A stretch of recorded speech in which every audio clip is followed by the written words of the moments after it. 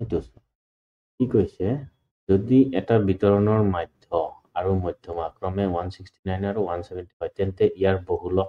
170 হয় নে নহয় এইটো আমি আগত চাব লাগে এইটো চাব লাগে আমি এ চাব লাগিলে না এছাৰশন মানে ধাৰণা এনেকৈ দিছো এতিয়া কি কৈছে বহুলক উলিয়াব লাগিলে আমি জানো বহুলক উলিয়াব লাগিলে এই ফৰ্মুলাটো হয় এই ফৰ্মুলাটো কিন্তু আৰ সত্য আছে ইয়াতে আৰ শুদ্ধ আছে ইয়াতে হা আৰ সত্য আছে আৰু আমি বহুলকটো চাই লওঁ এ কি উলিয়াব লাগে বহুলক মানে মোড উলিয়াব লাগিলে আমি কি জানো 3 মিডিয়ান minus 2 mean এতিয়া সো আমাক ইয়াতে কি দিয়া আছে মোড দিয়া আছে এটা বহুলক দিয়া আছে 172 তেনেহলে আমি এটো ইউজ কৰিম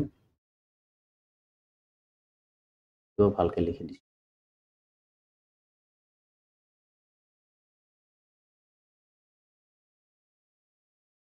মোড কিমান দিয়া আছিল 172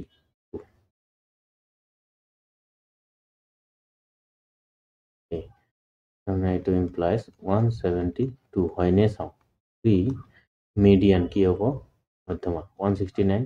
আৰু মধ্য হল এটো আৰু মধ্যমা হলে মিন 170 নহলে এটো হ'ব 169 1 অলপমান তো আখৰ ইফাল সিফাল হলেই কালাৰবোৰ লাগি যায় 169 মাইনাস ইয়াতে আহিব তাৰপিছত 2 মিন কিমান হ'ব 170 এটা 172 লগত পছন্দ হয়নে